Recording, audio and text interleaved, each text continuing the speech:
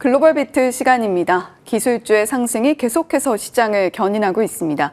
3대 지수 11월 첫 거래일에는 혼조세로 마무리를 했습니다만 S&P 500과 나스닥 지수는 역시 기술주의 힘으로 계속해서 상승부를 켜고 있습니다. 그런 가운데에서 반도체 종목 관련한 이슈도 상당히 많이 쏟아졌고요.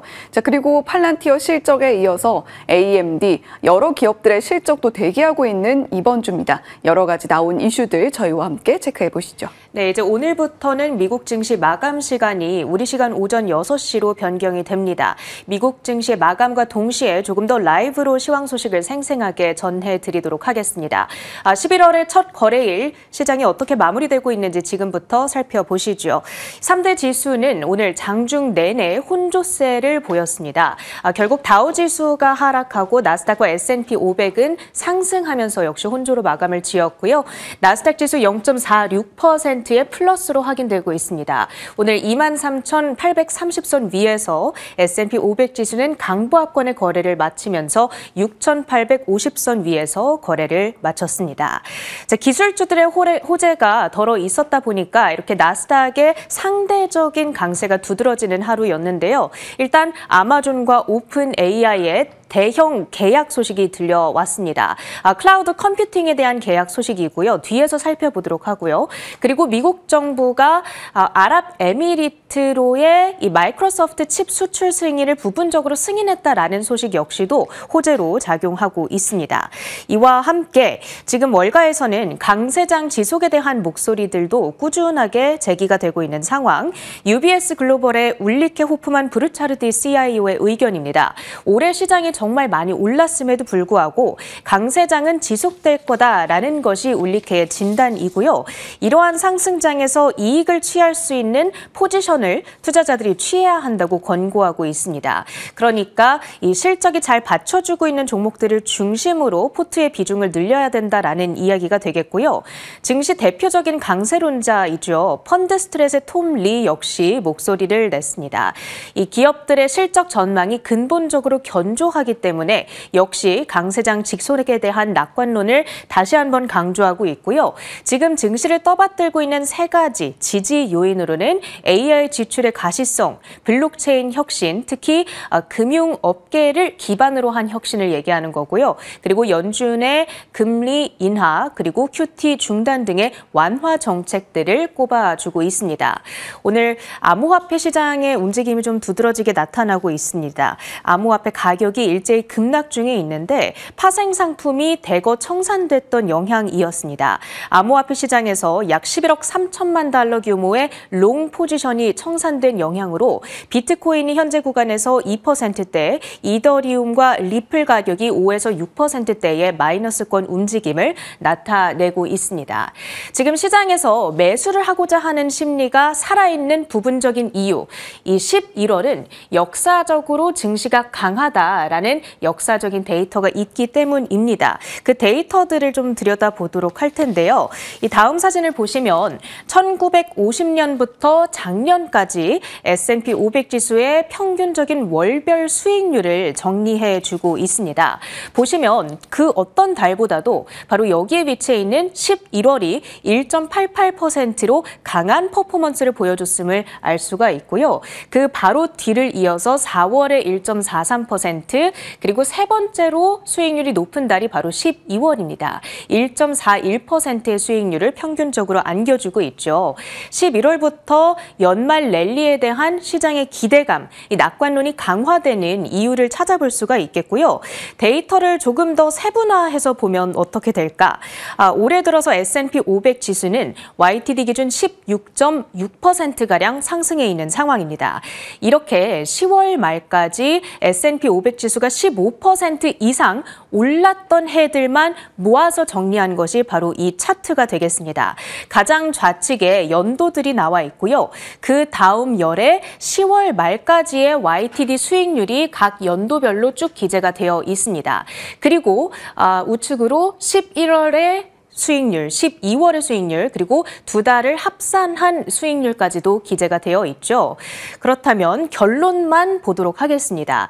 일단 YTD 기준 10월 말까지 15% 이상 올랐던 해에 11월에 증시가 오를 확률은 81%에 달하고요. 그 기간의 평균적인 수익률은 2.7%가 되겠습니다. 12월까지 모아서 볼 경우에는 상승할 확률이 95%대로 더 높아지고요. 그리고 수익률은 4.7%로 합산적으로 나타난다라는 모습을 볼 수가 있겠습니다.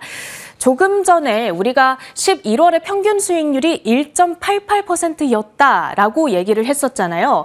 그런데 지금 여기서 나타나고 있는 2.7%는 그보다도 더 높은 성과입니다. 한마디로 말했을 때 증시가 한 해 동안 강했던 경우에는 연말의 퍼포먼스도 더 좋겠구나라는 결론까지도 도출을 할 수가 있겠습니다.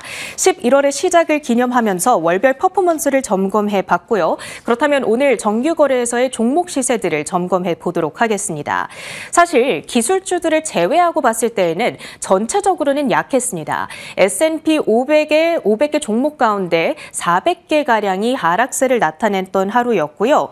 일단 이슈들을 살펴보자면 마이크로소프트가 먼저 향후 4년간 아랍에미리트에 79억 달러 이상의 금액을 투자하기로 계약을 체결했습니다. 데이터 센터와 클라우드 컴퓨팅 구축에 해당 금액들이 투자될 예정이고요. 여기에는 엔비디아의 블랙웰, 그레이스 블랙웰 이 300GPU도 들어가게 됩니다. 미국 정부로부터 블랙웰 칩 선적에 대한 승인을 받았다라는 소식까지 전해지다 보니까 엔비디아의 주가가 2.1% 가까운 상승으로 거래를 마쳤고요. 일부 반도체주들의 동반 강세까지도 유도를 했습니다. 마이크론의 주가 4.7%, AMD의 주가 1.2%의 강세로 나타났습니다. 그리고 아마존의 경우에는 오픈 AI와 함께 380억 달러, 우리 돈 54조 원 규모의 계약을 체결했다는 소식이 전해졌죠. 이로써 오픈 AI는 최대 투자자인 마이크로소프트에 대한 의존도를 줄이고 공급망을 다각화한다라고 생각을 해볼 수 있을 텐데 이에 따라 마이크로소프트의 주가는 0.2% 소폭 쉬어간 것으로 확인이 되고 있습니다. 그렇다면 자세한 그 계약 속의 내용들은 잠시 후 혜은 앵커가 정리를 해드릴 예정이고요. 오늘 그 밖에 움직임이 돋보였던 종목으로는 테슬라가 있습니다. 2.6%의 강세를 나타냈는데 도이체방크 측에서 목표가를 기존의 440달러에서 470달러로 높여 잡았습니다. 사실 이게 전일 종가 대비했을 때에는 단 3%의 상승 여력이기 때문에 업사이드가 높지는 않습니다만 도이체방크에서 이 로보택시 사업에 대한 전망을 더 우호적으로 수정하고 있다라는 면에서 주가의 반응은 긍정적입니다. 올해 말까지 약 1,500대 그리고 내년 중반까지 2,500대 운영으로 확장되는 시나리오를 구상하고 있습니다. 그 밖에 특징 종목들을 보시면 머크가 제약 섹터 내에서 4% 급락했고요. 에브비 역시도 3% 가까운 급락이었습니다. 오늘 다우지수 하락의 주범들이라고 볼 수가 있겠고요. 그랬던 반면에 일라이 릴리는 3.8%의 급등으로 진행이 됐습니다. 이 경구용 의약품에 대한 제조 시설을 네덜란드에 약 30억 달러를 투자해 증설한다라는 뉴스가 간밤에 전해졌던 영향이었습니다. 오늘 마감 이후의 주요 관심사는 이제 팔란티어의 실적이 될 텐데요. 정규 거래에서는 기대감 속에서 3%대 급등으로 움직였던 팔란티어의 실적 성적표 공개되는 대로 저희가 전해드리도록 하겠습니다. 이슈 있었던 종목들 하나씩 살펴보도록 하겠습니다. 먼저 아이렌이 되겠는데요. 이 마이크로소프트와 97억 달러 규모의 AI GPU 클라우드 계약을 체결했다는 뉴스가 들려왔습니다. 계약의 기간은 총 5년에 달하고요. 이 엔비디아의 GB300에 대한 공급이 포함되고 20% 선 지급이 이뤄진다라는 내용입니다. GPU는 텍사스 지역에 2026년까지 단계적으로 배치된다라는 소식까지도 전해주고 있고요. 이에 따라서 아이렌의 주가가 간밤 잘 움직여줬습니다. 아이렌의 시세까지 확인을 해보면서 넘어가 보도록 하겠습니다. 자, 아이렌 주가는 11.5%의 급등으로 진행이 됐습니다. 67.75달러대의 종가를 형성하고 있고요. 이 뉴스에 대해서 조금 더 자세한 디테일 저희가 뒤에서 다뤄드리도록 하겠습니다. 다음으로는 타이레놀의 제조사죠. 캔뷰도 이슈가 있었습니다. 사실 올해 들어서 타이레놀이 논란의 중심에 서면서 이 캔뷰가 고전을 했던 한 해입니다. 트럼프 행정부는 타이레놀의 주성분이죠. 이 아세트아미노펜이 자폐아 출산의 위험을 높인다고 주장을 했고요. 따라서 임신 중인 여성이 복용해서는 안 된다라고 발언을 했습니다. 캔뷰는 해당 주장에 근거가 없다면서 반박을 했지만 실적 부진을 피해가지 못했고요. 그러면서 주가가 올해 들어 30% 넘게 급락을 했던 바가 있습니다. 그렇게 고전하던 캔뷰를 이 킴벌리 클라크가 인수한다는 소식이 들려왔고요. 인수 금액은 487억 달러, 우리 돈 70조 원에 가까운 그 액수입니다. 오늘 캔뷰의 주가 12.3% 반등하면서 단숨에 16달러대 위로 안착을 하고 있고요. 급락 특징주, 마지막으로 히토류 관련주들을 꼽아볼 수가 있겠습니다. 백악관 측에서 중국의 수출 규제가 해제된다라는 공식적인 발표가 전해졌습니다. 물론 이전에 합의된 대로 일시적인 중단 조치가 되겠고요. 트럼프 대통령은 일요일 어제 CBS 방송에 출연해서 이제 히토류 위협은 없다, 완전히 사라졌다라는 발언을 내놓기도 했습니다. 대표 종목인 MP 머티리얼즈의 주가가 8%대 급락했고요. 그 밖에도 USA 레어 어스 등의 관련주들이 일제히 낙폭을 나타냈습니다. 지금부터는 주요 외신 헤드라인으로 이어갑니다. 네, 시장은 계속해서 상승 가도를 달리고 있습니다. 간밤의 상승폭은 아주 크지는 않았습니다만 계속해서 불장이 이어지는 모습이죠. 그런 가운데에서 이번 주는 특히 변동성에 주의해야 한다라고 월가 분석가들은 이야기를 하는데요. 아무래도 방금 나온 팔란티어 실적뿐만이 아니라 시장을 리딩하고 있는 주요 기업들의 실적 발표가 계속해서 이어지고 있기 때문입니다. 자, 지금 레버리지 상품의 출시가 굉장히 가속화되고 있다라는 그래프인데요. 시장은 앞으로 내가 이러한 가열찬 상승에 가세를 하지 못할 수 있다는 두려움, 그리고 거래 트렌드가 지금 단기 트레이딩의 고수익 전략으로 변하고 있는 것인가, 그 사이에 기로에 서 있다, 이런 분석들이 나오고 있습니다. 자, 다음 장 이어서 살펴보시면요. AI 자본 지출의 네 번째 국면도 레버리지다, 이런 분석이 나오고 있습니다. 웰스파고의 분석이고요. 어닝 시즌에 레버리지 차입 증가로 인해서 네 번째 국면에 돌입하고 있다, 이런 이야기 하고 있습니다. 앞서서 체린 앵커가 전해주었던 것처럼 빅테크 기업들이 이제 대규모 자본 지출을 정당화할 수 있도록 펀딩을 하고 있고요. 회사채 발행을 늘리고 있는 상황인데요. AI 자본 지출 수혜를 입을 수 있는 중소형주, 티커는 BBG입니다. 보유를 권고한다. 경기 둔화는 다만 변수가 될 수 있다라고 이야기를 하고 있습니다. 계속해서 빅테크 기업들이 레버리지를 늘리고 있는 이러한 현상이 AI 랠리를 계속해서 쭉 이어질 수 있게 할 수 있는 주요한 동력이라는 이야기겠죠. 자, 현재는 1,800억 달러가량의 부채 발행이 이루어지고 있는 상황이고요. 셰일 혁명 당시 그리고 텔레콤 사이클과 비교하면 자본 지출 조달 비중이 7%에 불과하다라는 분석입니다. 앞으로 자본 지출 조달 비중이 셰일 혁명 만큼에 달하기 위해서는 거의 2배가량 더 늘어도 된다라는 분석이기도 한데, 그만큼 경제 규모가 커졌다라는 점을 감안을 할 필요가 있겠죠. 자, 이번에는 팔란티어 실적 조금 자세하게 뜯어보겠습니다. 실적의 주요한 내용들, 팔란티어는 참 논란의 종목이다라고 이야기를 할 수 있을 텐데 실적으로 지속해서 그를 증명하고 있는 모습이죠. 초고성장과 거품 사이 논쟁의 중심에 서 있는 팔란티어입니다. 지금 현재 월가의 애널리스트 26명이 홀드 의견을 제시하고 있는 26명이 커버를 하고 있는 가운데에서 홀드 의견은 17명에 달하고 있는 상황입니다. 팔란티어의 높은 밸류에 대한 부담감을 그대로 보여주고 있는 레이팅이다라고 보시면 되겠고요. 평균 목표가는 154달러 수준으로 제시를 하고 있는데 현재 가격은 200달러가 넘어가고 있다는 점도 참고해 보시면 좋겠습니다. 팔란티어는 독보적인 리더십을 바탕으로 생태계를 재편하고 있는데 역시 부담이 되는 포인트는 극단적인 밸류겠죠. 강세론과 경계론이 혼조하고 있습니다. 엔비디아와 최근 맺었던 파트너십이라던가 여러 가지 팔란티어의 행보가 앞으로 이러한 정당한 밸류를 부여하게 될 것이다라는 이야기를 하고 있고요. 신중, 경계론 제시하고 있는 입장은 역시 밸류에 대한 지적 이루어지고 있습니다. 간밤 간밤에 웨드부시는 팔란티어의 목표가 230달러까지 상향 조정하는 모습이었고요. 최근에 시티에서는 10월 28일 당시에 중립 의견에 다만 목표가는 190달러까지 상향하는 모습을 보여주기도 했죠. 자, 그러면 실적 발표 내놓은 팔런티어 어떤 모습을 나타내고 있는가 들여다보겠습니다. 일단 시간외에서는 강보합권 나타내고 있는 팔란티어거든요. 컨센서스 매출액은 10억 9천만 달러였는데 발표치 전년 동기 대비 6% 늘어나면서 11억 8천만 달러 기록을 해줬습니다. 역시 시장의 컨센서스 또 한 번 상회하는 모습이었고요. 주당 순이익 0.17달러 역시 상회하면서 0.21달러 21센트로 발표가 됐습니다. 그리고 매출 전망치도 시장의 컨센서스보다 높게 나타났는데 지금 2025년 4분기 매출 전망의 경우에도 시장의 컨센서스 상회, 미국 정부 매출과 상업 매출도 역시 함께 발표가 됐습니다. 지금 민간 쪽의 침투도 계속해서 늘리고 있는 팔란티어인데 다음 장 이어서 살펴보시면요. 지금 팔란티어의 고밸류를 어떻게 정당화시킬 것인가 이야기를 할 때 빠지지 않는 것이 바로 룰 오브 40입니다.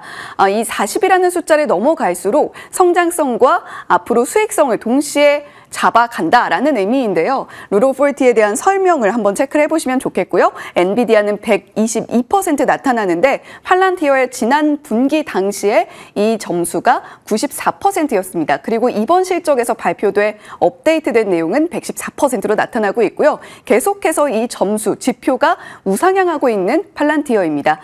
지금 94에서 100을 넘어가는 숫자로 발표가 되는 가운데에서 이 지표 자체는 구독형 소프트웨어의 주로 판단이 되고요. 밸류 판단과 성숙도를 판단하는 데도 중요한 지표로 작용합니다. 빠른 성장 속에 이익 전환이 가능한가 또는 성장성 대비 수익 여력이 어느 정도 되는가를 판단할 때 사용하는 지표다라고 보시면 되겠습니다. 자, 밸류 정당화의 근거가 되고 있는 룰 오브 40인데요. 지금 팔란티어의 최근 실적 기준 그로스 마진율이 80% 넘어섰고요. 순이익률도 22%, 자기자본이익률 15%로 원활한 현금 흐름을 바탕으로 계속해서 이익 창출까지 나타내고 있는 팔란티어입니다. 다만 지금 아래에 이 주황 색깔 박스 안에서 보시는 것처럼 PER이 굉장히 높은데요. 과거 1년 순이익 대비 PER은 666배로 나타나고 있고요. 향후 12개월 이제 팔란티어가 기록할 수익 비중 대비로는 270배에 지금 사실 밸류를 논하는 것이 의미가 있는가의 영역으로 들어섰다라고 보시면 되겠습니다. 다만 팔란티어가 지금 현재 진행하고 있는 투자가 성장만을 위한 투자인가? 아니죠. 수익성을 여전히 함께 걸어 나가고 있는 팔란티어이기 때문에 상당히 긍정적인 투자를 이어가고 있다는 월가의 분석입니다. 자체 자금을 기반으로 하는 지속 가능한 성장인가는 예스라고 답을 할 수 있겠고요. 높은 밸류에이션을 정당화하는가에 있어서는 조금 더 지켜보자라는 의견이 자리하고 있죠. 자, 팔란티어의 실적 계속해서 들여다보고 있는데요. 결국 팔란티어는 지금 현재 밸류에이션을 판단하는 것이 의미가 없다라는 점에서 영화 기생충의 대사가 떠오릅니다. 실전은 기세야 기세라는 대사인데요. 팔란티어의 룰 오브 40 분기별 가속화 추이를 들여다보면 94였던 지난 분기보다 더 높은 숫자를 발표했다라는 점에서 팔란티어의 기세는 계속해서 이어질 수 있지 않을까라는 기대를 품어봅니다. 자, 다만 함정의 경우에는 마진 종류에 따라서 피어 그룹과 비교하는 데 있어서 조금은 다른 지표가 나타날 수 있다는 부분, 그리고 실제로 현금 창출하고 있는 부분의 품질에 대해서는 반영되지 않는다라는 점은 아쉬울 수 있습니다. 다만 이렇게 추세로 따졌을 때 팔란티어의 이 룰 오브 40 기준은 계속해서 올라가고 있고요. 우상향 곡선을 그리고 있는 이 트렌드 자체가 훼손되지 않고 있다라는 점은 체크해 볼 만하겠죠. 자, 그 밖에도 ARR 성장률을 주목해 보시면 좋을 것 같은데 연간 반복 매출이 팔란티어에서 어느 정도 나타나는가는 이 룰 오브 40가 가지고 있는 맹점을 보완할 수 있는 여러 가지 상세 지표 중에 하나가 될 수 있으니까요. 관련된 내용 나오면 함께 체크해 드릴 수 있도록 하겠습니다. 자, 팔란티어의 시간외 시세입니다. 정규장에서 3.3% 추가적으로 상승하면서 사상 최고치 기록을 다시 쓰고 있는 팔란티어고요.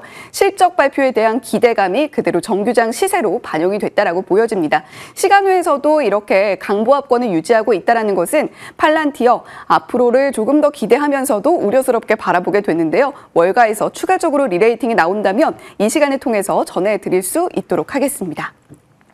자, 어쩌면 팔란티어 그러면 고밸류 빼고 이상이 없다라는 이야기 아닌가? 이런 질문을 던지게 됩니다. 기업의 생애주기 그래프를 들여다보면 오픈 AI는 지금 온갖 부채를 좀 끌어다 쓰고 있다라는 모습이 느껴질 정도로 현재 실질적인 수익성을 보여주지 못하고 있는 성장기의 기업입니다.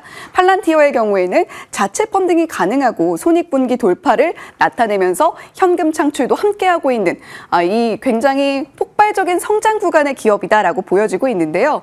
고담이라는 정부, 국방용 데이터 분석으로 정부 수주를 계속해서 하고 있고요. 그 뒤에 파운드리, AIP, 온톨로지를 통해서 민간 기업의 침투도 확장하고 있다는 부분 주요하게 살펴보실 필요가 있겠죠. 자, 이렇게 팔란티어의 실적 내용 자세하게 들여다봤는데요. 최근 파트너십 관련 내용들 10월 기준으로 준비를 해봤습니다. 한번 캡처해 두시고 살펴보시면 좋을 것 같고요. 중간에 팔란티어가 우리에게 기회를 줬던 적이 있죠. 7.5% 급락했던 날이 있습니다. 그때 당시가 10월 3일이었는데 로이터 통신의 보도 때문이었죠. 그런데 실질적으로 미 육군이 직접 나서서 해명을 함으로써 팔란티어의 이 정보 관련해서 훼손된 부분이 없다라는 부분을 확인시켜줬다라는 점도 체크해 보실 필요가 있겠습니다. 자, 그리고 정말 많은 계약이 쏟아졌던 간밤이었습니다. 뉴스에 사면 늦은 걸까요?